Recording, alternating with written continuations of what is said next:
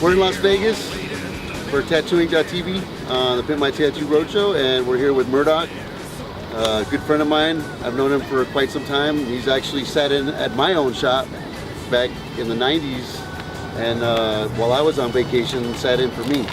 But we're here, and we just want to ask him a few questions and kind of like get an idea of what he's been up to lately. So, listen up. Good to see you, brother. Hey, that could be always good to see you. Yeah. So, where are you working at now? At Coolsville Tattoo. Coolsville. Been there for a good while, you know? Oh, yeah, since August. You've been there since August?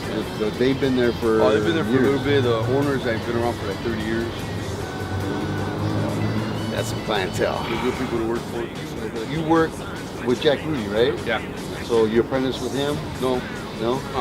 I started way before. I was already tattooing like 13 years and I just went to go work there. But I went there with the principle of learning, you know?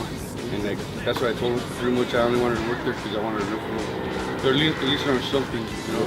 Yeah. And it's funny because it turns out he wants to learn more stuff at that time. He had 22 years already tattooing. That was funny, man, because he was talking about like the same shit I was talking about.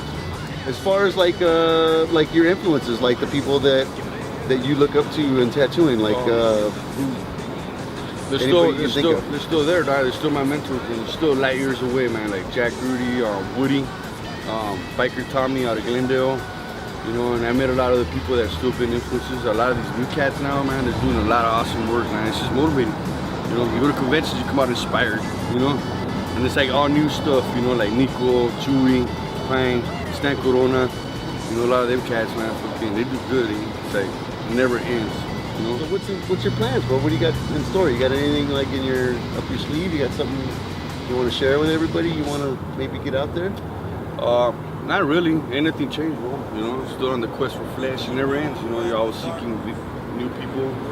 You know, that's the whole reason I travel around trying to get to everybody somewhere. You know, if they don't know me, I want to get them. You know, eventually I'll probably make a dent on the population somewhere. Maybe when it's all over, we'll figure it out in the end. So from Vegas, tattooing.tv, we love you, and we'll see you in a little while from somewhere else in Vegas.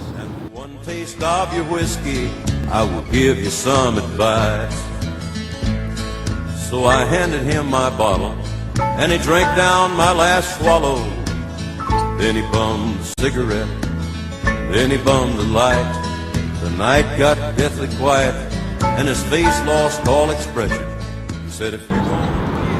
Would you like to? Sure. Yeah? Okay. All right. Well, You guys stay right here. I can take I can take them. I'm joking. I like it. So what's your name? Chelsea. Chelsea? I'm Victor. Yeah. Nice to meet you. This is Jake. That's Jeff. Hey, Jeff. That's my uncle over there. He's just kind of chaperoning us around a little bit. So basically, we just want to ask you some questions about your ink. You know, like how it started, like what prompted you to wind up marked up and colorful. Well, my lovely parents were anti-tattoo and told me I could not get one until I was 18. So at the age of 18, I went to a tattoo shop and said, there's something right here. And that was probably the worst tattoo I ever got in my life. So now it's 8 years later and we're still working on covering up that. Covering that one up. Yeah. Yeah, you're trying to improve on it now? A little bit.